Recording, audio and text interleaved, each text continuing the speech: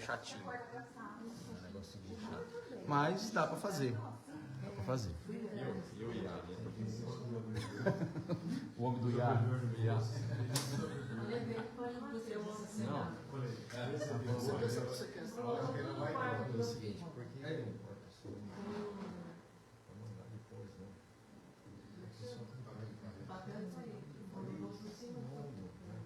A gente fica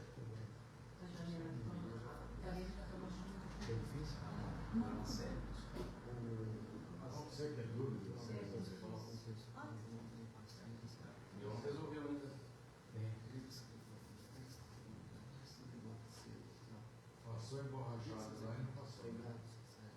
Foi emborrachado lá e não Cara, tô patins, mas agora você vai me rolar. Ele não foi hoje? Já falei pra ele, nem precisa ir mais. Uma semana me enrolando, nem precisa.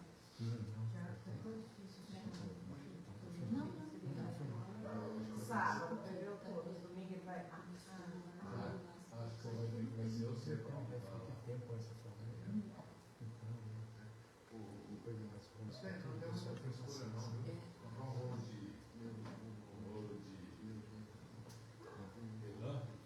Você tem também, né? Não é difícil. Chama os homens de Você que tem Nós jovem. somos da igreja. Você que Chama os homens do povo do caminho. eu sei fazer, eu não faço mais A nada. carta meia boca. Se eu fosse misturar tinta por cima, mas levantar o braço do rolo, esquece. Mas o rolê é fácil, segura até acabamento. Não, eu não consigo levantar o braço.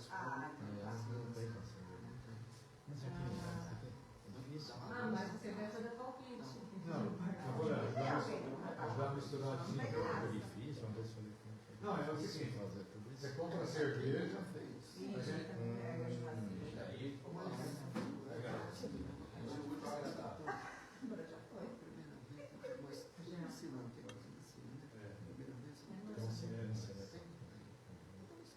você fala, legal, o horário, eu faço o churrasco. uma hora e minuto aqui, tira.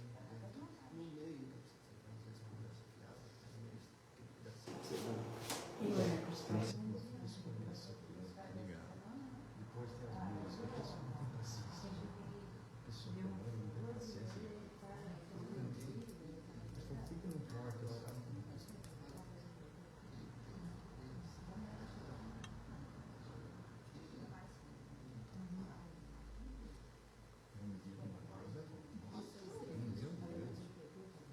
bom dia para todo mundo. Bom dia. Meus queridos irmãos, queridas irmãs, com grande alegria, eu acolho a todos aqui na nossa capela. Sejam todos bem-vindos. Vamos com muita fé iniciar mais essa missa cantando.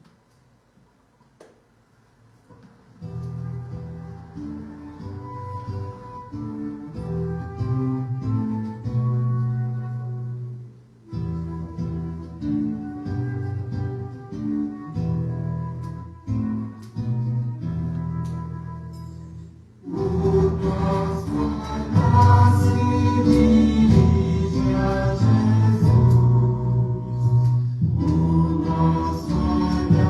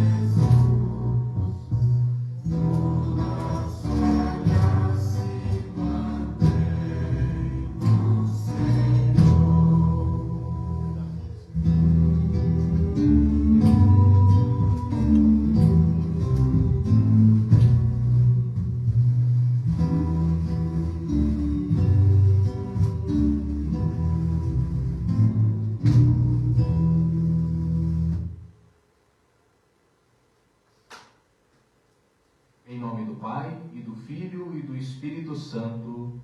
Amém. Que a graça do nosso Senhor Jesus Cristo, o amor do Pai e a comunhão do Espírito Santo esteja sempre conosco. Bendito seja Deus que nos reuniu no amor de Cristo.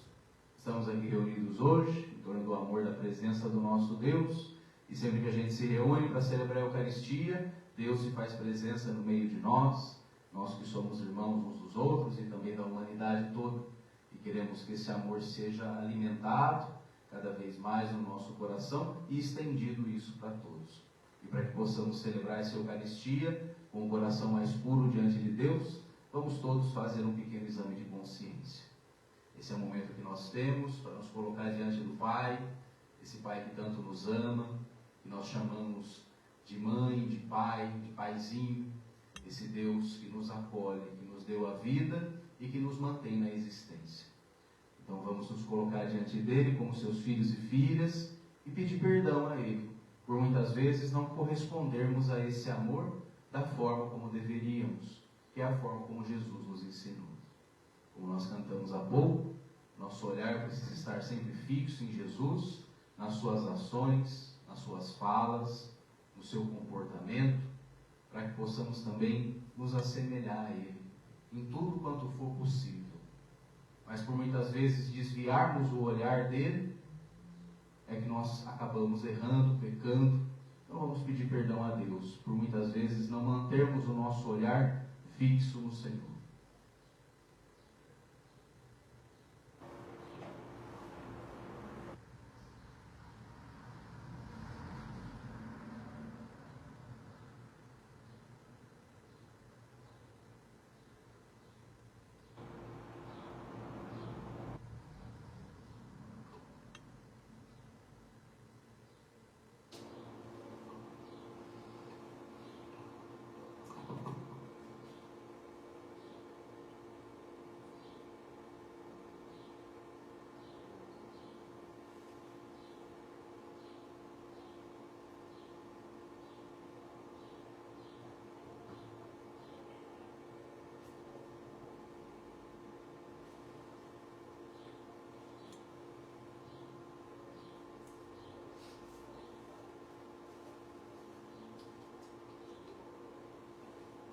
E confiantes na sua misericórdia, digamos todos juntos: Senhor, tende piedade de nós. Senhor, tem piedade de nós. Cristo, tende piedade de nós. Cristo, tem piedade de nós. Senhor, tende piedade de nós. Senhor, tem piedade de nós.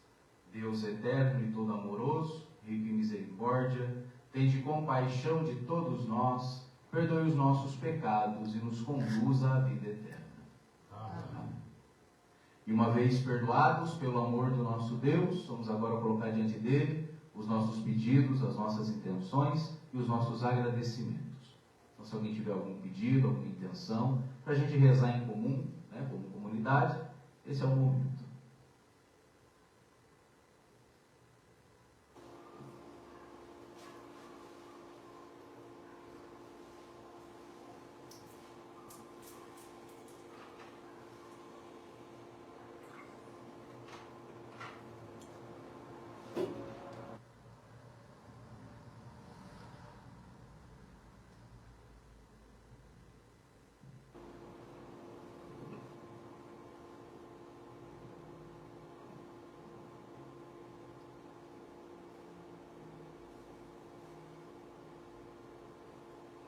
Juntamente com os pedidos e intenções de cada um de nós, que nós carregamos no nosso coração e que Deus bem os conhece, oremos.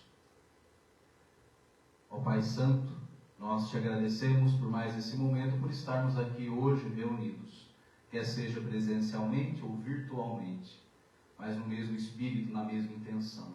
Que essa celebração possa nos alimentar espiritualmente, para que possamos começar a nossa semana renovados na fé, na esperança e no amor.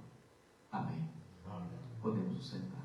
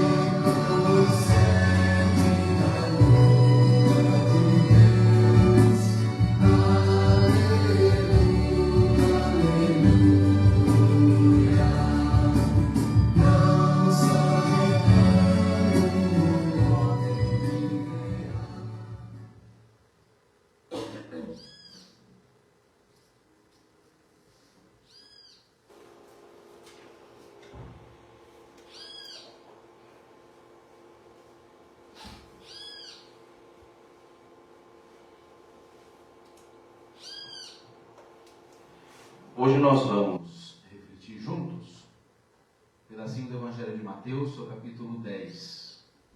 Na verdade, é a continuação do Evangelho da semana passada. Naquele tempo, Jesus disse aos seus discípulos: não tenhais medo dos homens, porque não há nada oculto que não venha a ser revelado, e nem escondido que não possa ser descoberto. O que eu lhes digo às escuras, vocês o digam à luz do dia. O que lhes é dito aos ouvidos, proclamem sobre os telhados. Não tenham medo daqueles que podem matar o corpo, mas não podem tocar-lhes a alma. Temam, isto sim, aquele que pode destruir a alma e jogar o corpo na hiena. Não se vendem 2 pardais por alguns centavos? No entanto, nenhum deles cai no chão sem o consentimento do Pai. Até mesmo os cabelos de vossa cabeça estão contados. Portanto, não tenhais medo. Vocês valem muito mais do que os pardais. Assim, todo aquele que se declarar por mim diante das pessoas, também eu me declararei por ele diante de meu Pai que está nos céus. Aquele, porém, que me renegar diante das pessoas, também eu o renegarei diante do meu Pai que está nos céus. E essas são para nós hoje palavras de salvação. Glória a vós, Senhor.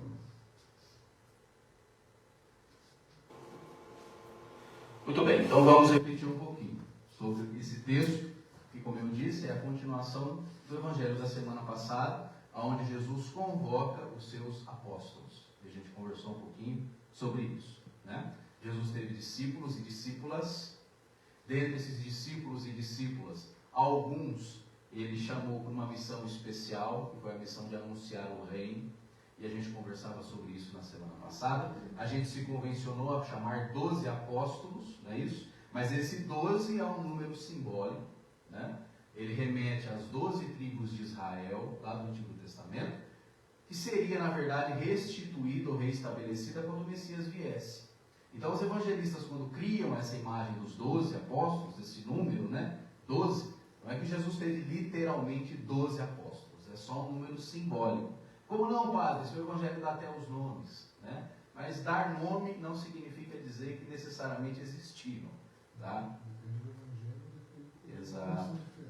Perfeito. Se você coloca os sinóticos, Mateus, Marcos e Lucas, em paralelo, lê a lista dos 12, você vai ver que até os nomes não batem, muitas vezes, com exceção de 2 ou 3 lá.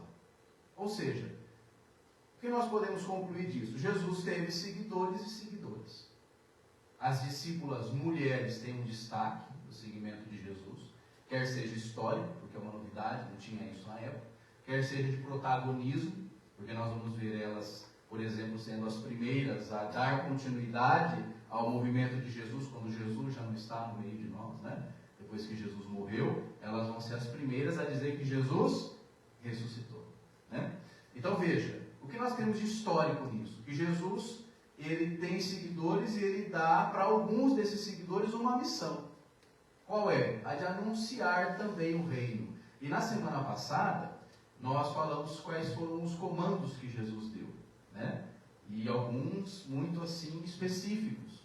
E que nós vemos que hoje em dia esses comandos não são seguidos. O mais assim contundente do texto da semana passada foi Jesus dizendo que eles deveriam dar de graça o que de graça vos foi dado. E nós não vemos isso, né? Hoje as denominações cristãs, hoje não, desde sempre, e os líderes religiosos não dão de graça o que de graça lhes foi dado. Pelo contrário, cobram, e às vezes cobram muito caro. O povo que o diga, não é? Ou seja, nós percebemos que no seguimento de Jesus nem tudo são flores, né? Ele já sabia do que estava por vir, por isso ele adverte os seus ali. Olha, vocês não devem ostentar, não devem ter para si bens, devem ser desapegados, vocês têm que dar o exemplo, dar de graça o que de graça vos foi dado.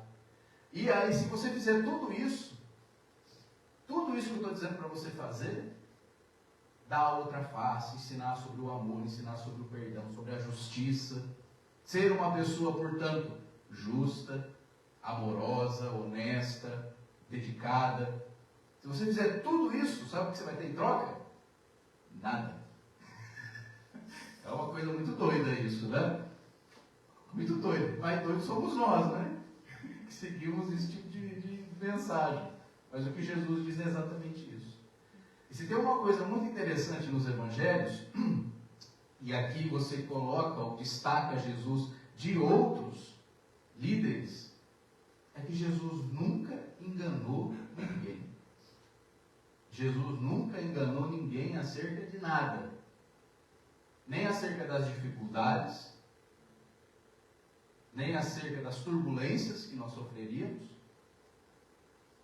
e nem com falsas promessas de enriquecimento ou de benéfices. Jesus nos mostra que o fato de você ser um seguidor dele, uma seguidora dele, não te blinda de nada e nem te protege das intempéries do mundo. O que acontece com o justo acontece com o injusto. O que acontece com o bom acontece com o mal. O que acontece com o honesto acontece com o desonesto. A chuva cai na cabeça de todo mundo. Então nós não podemos nos iludir acerca disso. O fato de eu ser um seguidor de Jesus, de eu andar segundo o Evangelho, que nesse texto está subentendido na frase de Jesus, andar segundo a luz, né? Andar na luz, porque não existe ninguém que ande nas trevas ou na escuridão que não venha a ser descoberto. É isso que Jesus está dizendo. O fato de nós escolhermos, porque é uma questão de escolha, andar na luz não significa que nós estamos blindados de nada. Então o texto de hoje é Jesus dizendo isso para os seus discípulos. Numa linguagem meio hermética, meio truncada, mas é isso que ele está querendo dizer para eles. Ele começa dizendo assim: olha, vocês que são meus discípulos, vocês que eu chamei, Jesus também chamou cada um de nós aqui. Cada um de nós que seguimos Jesus recebemos um chamado da parte dele. Da parte dele. Cada um de uma forma, cada um de uma maneira, né? Mas todos nós recebemos, todo seguidor de Jesus verdadeiro recebeu um chamado da parte de Deus. Da parte de Deus. E aí depois é no Evangelho que nós vamos entender o que ele quer da gente. E aí depois de dizer tudo aquilo, dar todos aqueles comandos para os seus discípulos, acerca da vida simples, singela, desprendida, ele vai dizer: olha, e se você fizer tudo isso, você precisa entender uma coisa: vocês não podem ter medo dos homens. Isso é muito sério. Jesus está dizendo: vocês não podem ter medo dos homens. Por que Jesus diz isso? Porque, olha, se a gente olhar com um pouquinho assim de cuidado com as pessoas, um pouquinho de atenção para a humanidade, dá medo. Não dá? Dá medo. Se você for uma pessoa minimamente sensível e perceptível para o ser humano, a vontade que você tem às vezes é de se enfiar dentro de um buraco ou ir morar isolado lá no meio do mato. Não é verdade? Porque olhar para o ser humano é olhar para algo ou para alguém que a gente não sabe bem quem é. Não é isso? Dos animais, a gente espera o instinto natural. Então, se você não mexer com o bicho, ele não vai fazer nada com você. Não é isso? Pode ser o mais feroz de todos. Se você não mexer com ele, ele não vai fazer nada com você. Agora, o ser humano é um ser imprevisível. É um ser que você, de olhar no rosto, não sabe a intenção. Não é isso? Só que Jesus fala assim: mas não há nada que esteja oculto no ser humano que não venha a ser revelado. Então, mais cedo ou mais tarde, Jesus está dizendo, essas máscaras que nós vestimos caem. Alguns não fazem nem questão de vesti-las. Alguns já são escancaradamente ruins e mau caráter, né? Não fazem nem questão de mentir, de vestir uma maquiagem, passar como é que é isso que vocês passam? Um blush. Não é isso? Alguns já são escancaradamente mau caráter, né? Já tratam mal mesmo, já são grosseiros mesmo, não é isso? Já olham com aquela cara de maravilha pra gente, não é isso? Já te trata ruim, mal. Outros não, outros já fazem o jogo da boa vizinhança, né? Outros já são mais assim, esguios, são mais sutis, mas são igualmente, muitas vezes, perversos. Mentirosos, caluniadores, não é isso? Que tentam levar vantagem em cima de você e da sua boa intenção. Então Jesus está dizendo, olha, vocês quando começarem a andar na luz, vocês vão perceber que automaticamente, vocês vão atrair como se fosse um imã esse tipo de gente. Por quê? Porque não pense que você fazendo o bem, essa coisa da lei da atração, não é tão verdadeira assim não, tá? Isso aí é mais esoterismo do que verdade. Às vezes você vai fazer o bem, vai amar, vai se dedicar e só vai receber pedrada e bordoada e ingratidão. Então Jesus não está falando aqui de lei de atração, coisa nenhuma não. Ele está dizendo, vocês têm que permanecer firmes e não ter medo. Porque quanto mais você agir segundo o Evangelho, menos retribuição você vai ter. Essa é a verdade. Por quê? Porque de alguma forma, você, quando é verdadeiro, quando é sincero, você incomoda quem não é. E você não precisa fazer nada para isso. Automaticamente, você já vai chegar nos ambientes e já vai incomodar. Porque as pessoas sabem que ali a coisa é diferente. Ali é preto no branco, não é isso? Ali é ou não é. Não tem meias palavras ou meias verdades. E as pessoas não estão acostumadas com isso. Nunca estiveram acostumadas com isso. As pessoas, aparentemente, não é? Parece que elas preferem o engano. A verdade muitas vezes choca as pessoas, não é isso? Elas não estão muito preparadas para isso, não. Então, às vezes, hoje a gente vê isso de uma forma gritante. Como que hoje em dia atos de bondade despertam nas pessoas sentimentos estranhos, hostis. Não é raro você ver alguém que diante de um ato de bondade se desperta furioso, né? Tem uma ação reativa. Você fala, mas a pessoa não devia estar feliz com isso, não é? Porque nós de alguma forma estamos nos desacostumando com o amor, nos desacostumando com a verdade, nos desacostumando com a honestidade, nos desacostumando com essas coisas. Então, quando nós, e às vezes a gente vai se tornando uma pessoa meio cínica, sem se dar conta disso, a gente vai mentindo de uma forma quase que automática. Só que quem é da verdade, pega assim no flagrante, né? Quando você já está andando há muito tempo na luz, você não precisa de muito para pegar no flagrante a pessoa que já anda na mentira e vai mentindo para si mesmo de uma forma automática. Então a gente está falando de coisas aqui, de relações humanas, que são muito complexas. O ser humano é um ser muito complexo, não é isso? Mas Jesus está dizendo para os seus discípulos, olha, prestem atenção. E vocês não podem ter medo disso. Porque se vocês tiverem medo diante dessas situações, você vai ser engolido por elas.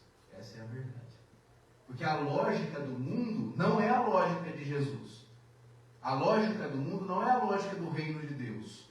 A forma como as pessoas pensam não é a lógica de Deus. Elas pensam segundo a lógica do mundo. Entendam o mundo como sistema, né? Então, qual é a lógica do mundo? É a lógica da vantagem, não é? Como é que eu posso tirar vantagem dessa situação aqui? Não é assim? E é assim nos negócios, é assim nos relacionamentos, é assim muitas vezes na família, entre os amigos. As pessoas usam essa lógica da vantagem, do negócio, do que me é vantajoso. E se de repente encontra ou percebe que já deixa de ser, aí você já não serve mais. Daqui eu já não tiro mais nada, então já não serve mais. É descartável, é a lógica do descarte. E você vê isso hoje o tempo todo. Por exemplo, no mundo corporativo, você é um número, né? E é muito difícil hoje uma empresa que te enxergue como pessoa. Você é um número, facilmente substituível. E assim é para tudo, né? Você estende essa corda para onde você quiser. É desde hoje, padre? Não, é desde sempre. É desde que o mundo é mundo. Só que hoje as coisas vêm piorando numa escala global. Não é isso? Então Jesus está dizendo para os seus discípulos, olha, não tenham medo dos homens, porque o ser humano é assim mesmo, não se iluda não, tá certo? O ser humano é assim. E quanto mais cedo você entende que o ser humano é assim, aí você entende um outro comando que Jesus dá para os seus discípulos. Ele diz assim: sejam sagazes como as serpentes, mas mansos como as pombas. De novo, sejam sagazes como as serpentes, mas mansos como as pombas. Porque se você for só manso como as pombas, mas você não tiver a sagacidade para separar o bem do mal, você vai muitas vezes acabar se amedrontando, não é isso? Ou sendo alimento Ou sendo alimento dos sagazes. E é por isso que Jesus diz também: por isso que eu envio vocês como ovelhas no meio do quê? Como ovelhas no meio de lobos, como cordeiros no meio de lobos. Porque é isso mesmo. Você, quando você anda segundo a lógica do reino de Deus e do Evangelho, você se torna uma ovelha no meio dos lobos. E se diante disso você se amedronta, o que acontece com você? É isso? O predador, ele ataca o bicho amedrontado. Não é isso? Se ele percebe, no reino animal é assim. Se o bicho que é o predador percebe que o outro está com medo, aí que ele vai e apanha. Então você não pode se amedrontar diante disso. Talvez Jesus tivesse consciência que nós seremos sempre minoria. Por isso que ele dirige-se aos seus discípulos como um pequeno rebanho no Evangelho de João. Sempre que ele vai se dirigir aos seus discípulos, ele fala pequeno rebanho. Porque ele sabe que é uma pequena parcela da população que entende essas coisas. É uma pequena parcela da população que de fato está interessada em mudar alguma coisa ou em ser diferente. A maioria já está na dança, entendeu? A maioria já está na lógica e acha que isso aí é assim mesmo, ponto final. Então é importante a gente ter essa consciência, senão a gente vai se iludindo e aí vai se amargurando, não é? Porque falando, puxa vida, eu me esforço para ser uma pessoa boa, eu me esforço para ser honesto, para cumprir com os meus compromissos, não é? Para ser um bom pai, para ser um bom marido, para ser um bom avô, não é isso? Para ser um bom funcionário. E parece que não vai, não é?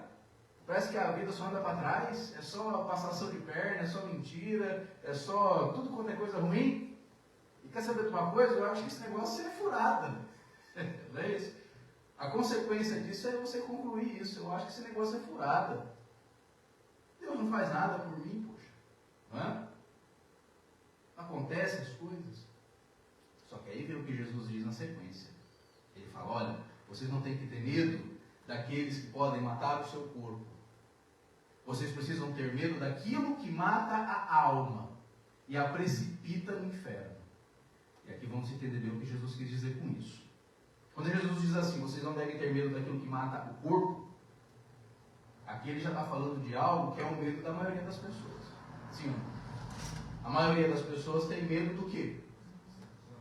Da morte, ou da doença, ou da enfermidade, ou de ser atropelado, ou de sofrer algum tipo de violência. Hoje a gente vê que o medo que manda, principalmente na sociedade brasileira, é o medo da violência. Não é? Hoje as pesquisas falam que a maior preocupação do brasileiro, acima de saúde e de educação, é segurança.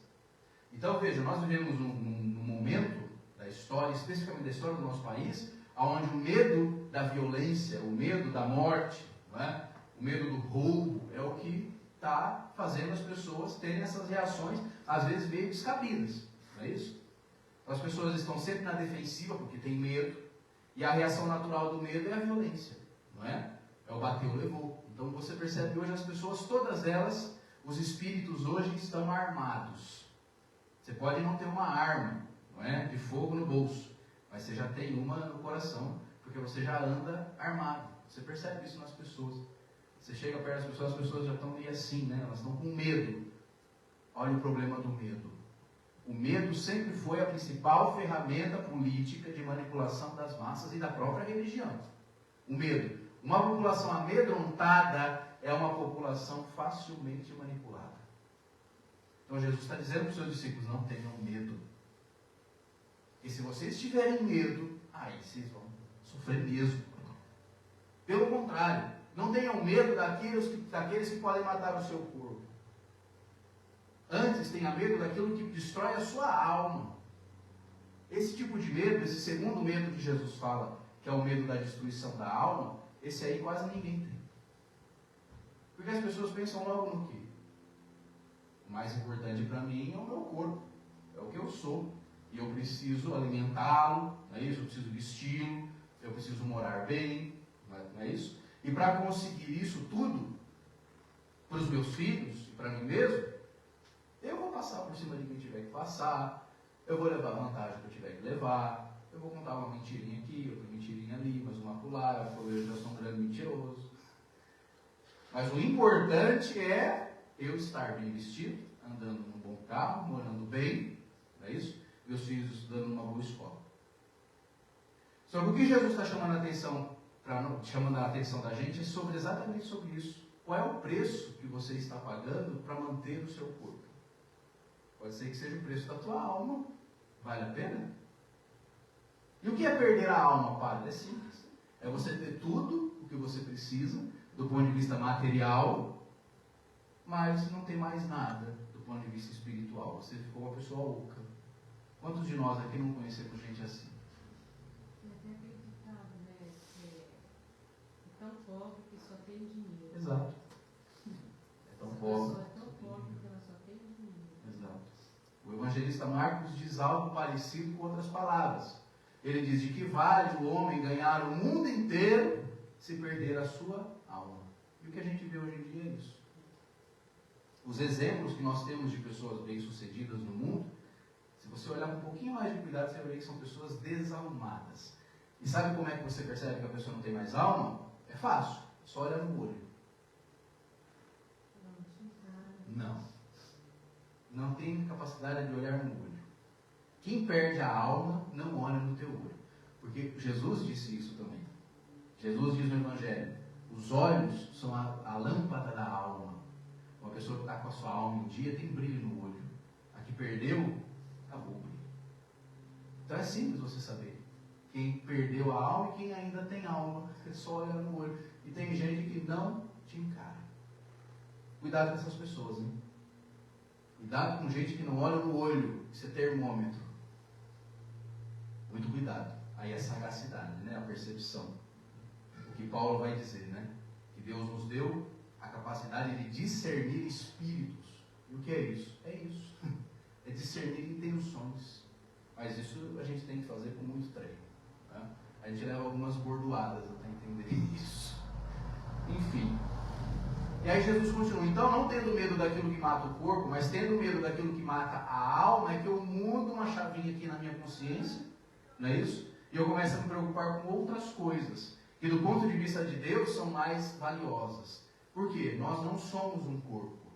Nós temos um corpo, mas nós não somos um corpo. O corpo é importante, padre? Sim, sem dúvida nenhuma. Nós habitamos um corpo. Esse corpo precisa comer, beber, dormir, descansar, ter dignidade. Só que não à custa de qualquer coisa. Não à custa da mentira. Não à custa da exploração dos outros. Da exploração do trabalho alheio. Entende? E que o meu tenha e o seu não. Que chore o seu filho e não o meu. Isso é uma dinâmica diabólica. Diabólica. Mas a gente escuta isso da boca das pessoas. Não, se tiver de chorar alguém, chora o seu e não o meu.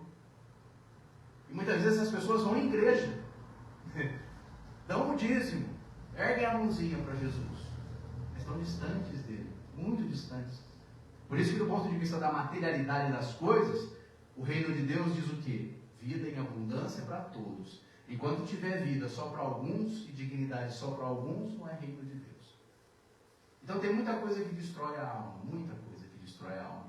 Essas que eu citei foi só algumas, mas tem outras tantas. Você pode dizer assim: bom, mas graças a Deus disso aí eu estou blindado. Mas pode ser que de outras coisas não. Quer ver outra coisa que destrói a alma? O medo destrói a alma. Jesus está dizendo, né?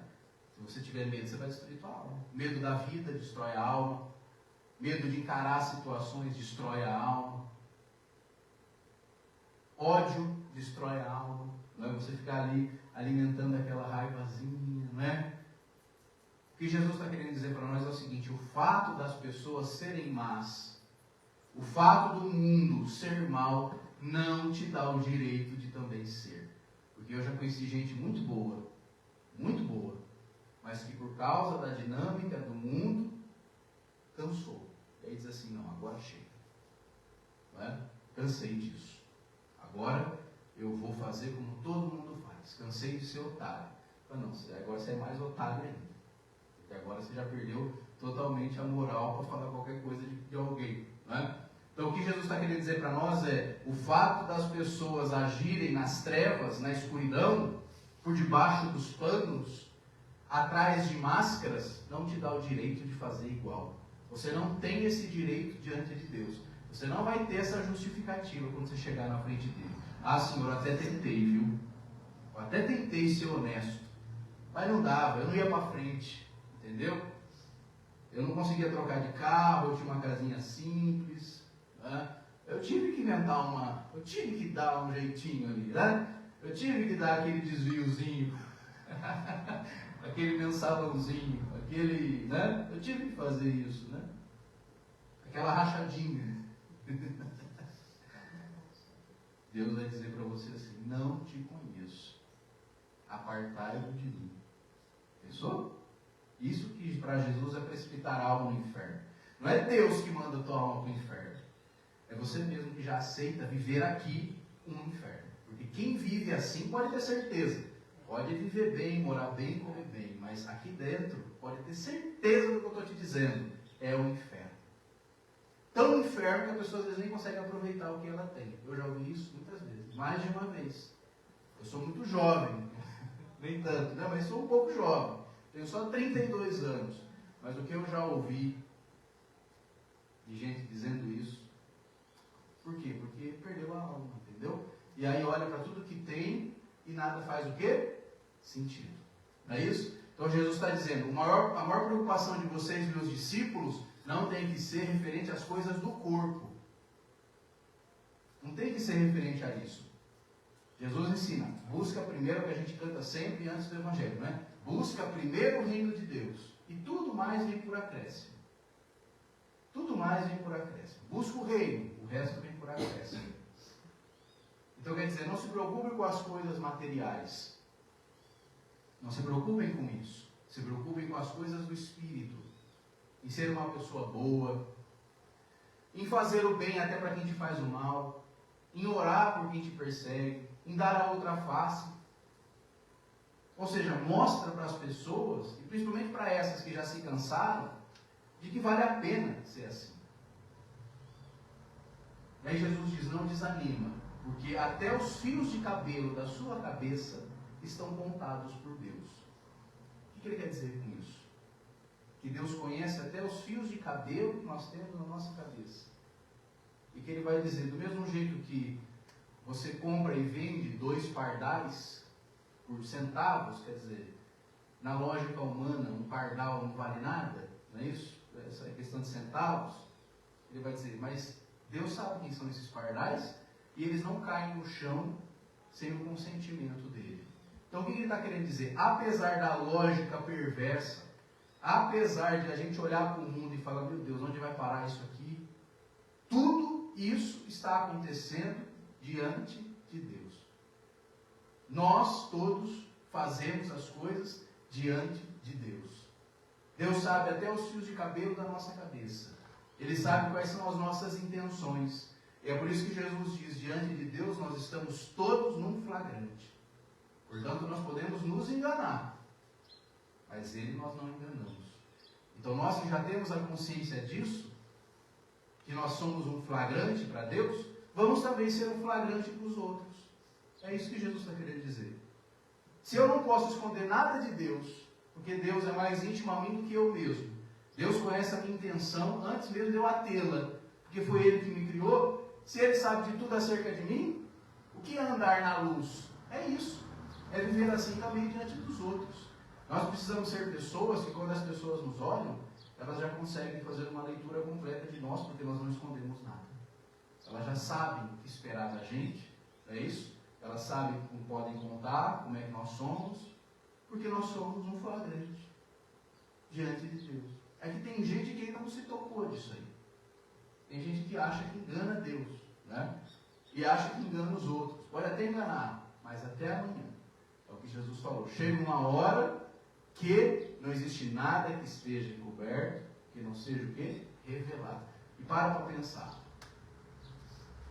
até hoje, teve algum grande canalha que não tenha sido pego, mais cedo ou mais tarde? Tem algum grande segredo, não é? Que não tenha sido revelado, mais cedo ou mais tarde? Tudo é uma questão de tempo. É isso que Jesus está dizendo. Tudo é uma questão de tempo. Pode ter certeza. Até as coisas que nós tentamos deixar mais escondidas, um dia vem à tona. Só que já era para Deus, né? Então é disso que se trata. É de ter essa consciência. E aí Jesus continua o seu discurso e termina dizendo para os seus discípulos, não é? E se vocês fizerem tudo isso, andarem na luz, eu dou testemunho de vocês diante de Deus. Eu dou testemunho de vocês diante de Deus. Agora, se vocês andarem nas trevas, na escuridão, ter uma vida inteira assim é desperdiçado.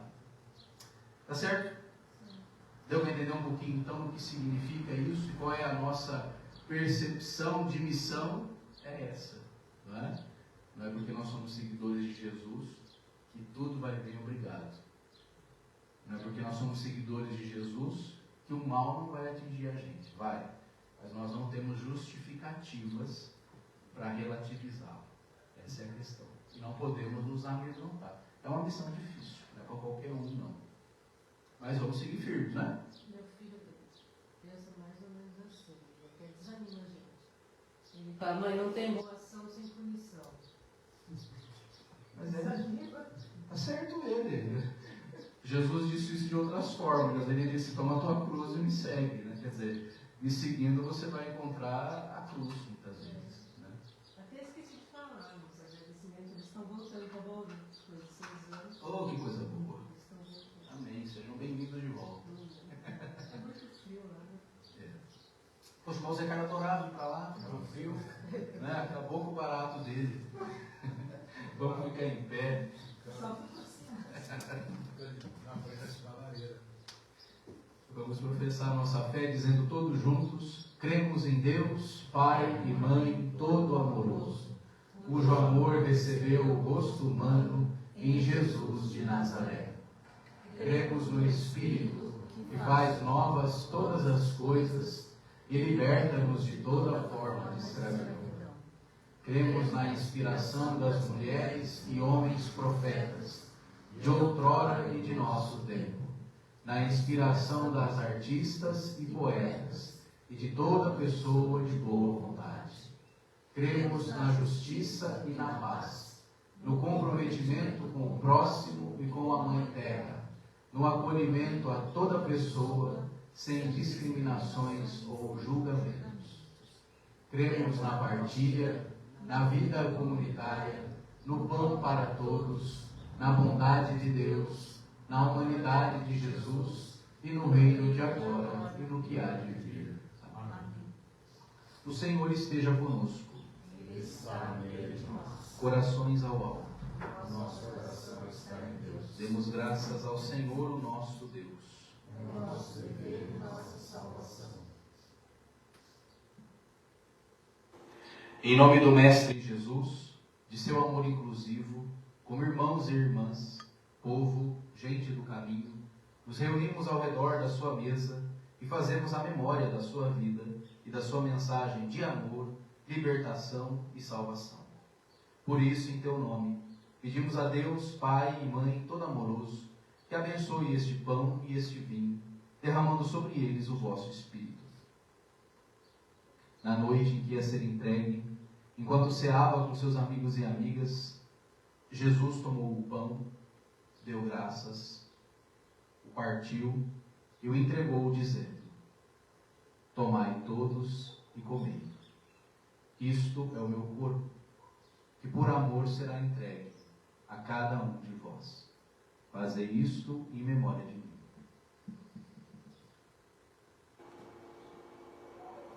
E do mesmo modo, no fim da ceia, tomou também o cálice e deu graças novamente, e o entregou aos seus amigos e amigas, dizendo: tomai todos e bebei. Este é o cálice do meu sangue, o sangue da nova e eterna aliança, que será derramado por vós e por todos para a remissão dos pecados. Fazei isto em memória de mim. E tudo isso é mistério da fé. anunciamos, Senhor, a vossa morte e proclamamos a vossa ressurreição. Vinde, Senhor Jesus. Vamos dar as mãos e vamos rezar com muita fé a oração do próprio Jesus. Pai nosso, que estais no céu, santificado seja o vosso nome. Venha a nós o vosso reino. Seja feita a vossa vontade, assim na terra como no céu. O pão nosso de cada dia nos dai hoje. Perdoai as nossas ofensas, assim como nós perdoamos a quem nos tem ofendido. E não nos deixeis cair em tentação, mas livrai-nos do mal. amém. Que a paz do nosso Senhor Jesus esteja com cada um de vocês.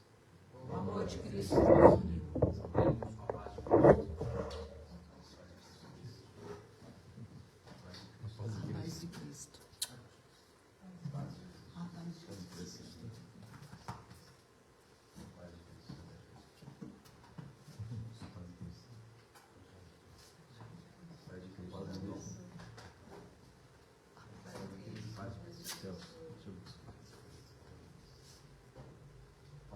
Paz de Cristo.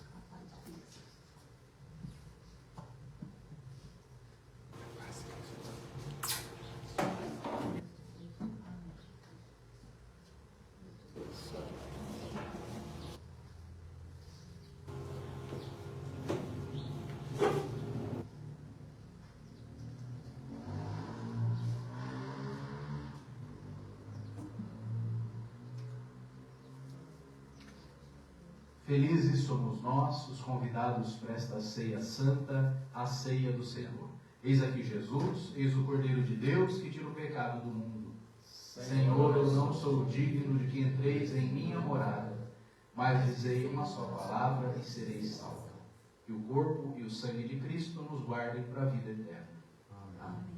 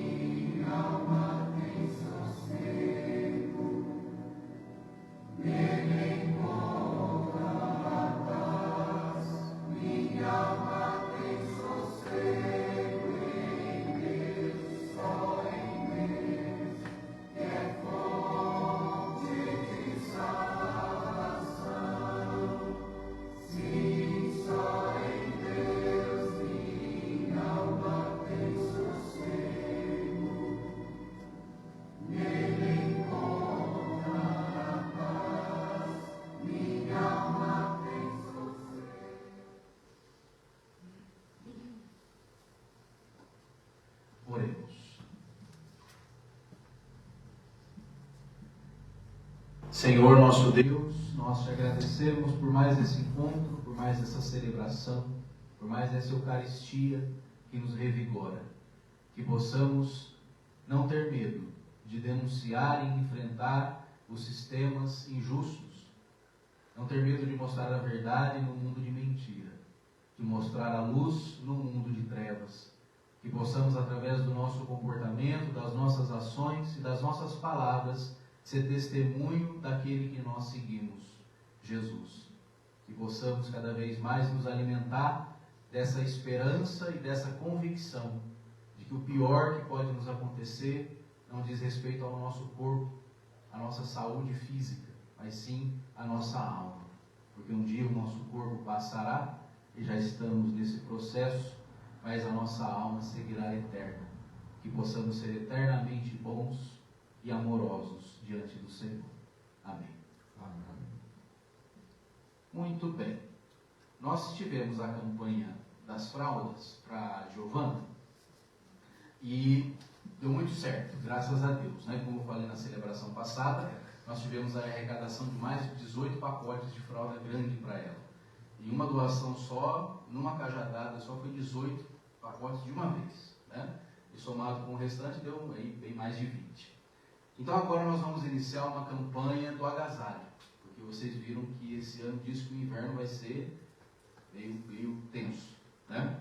Então, se você tiver aquele agasalho já lá no guarda-roupa, em bom estado, que você já não usa, um cobertor também, traz para cá no domingo, sempre no horário da missa. Tá joia? E aí a gente vai destinar esses agasalhos. Tá certo? O Senhor esteja conosco. Ele está no meio de nós. Vocês estão cansados? Abençoe-nos o Deus todo amoroso, Ele é Pai, Filho e Espírito Santo. Amém. Amém. Desejo a todos um santo domingo e uma ótima semana. Vamos em paz, que Jesus sempre nos acompanhe. Graças a Deus.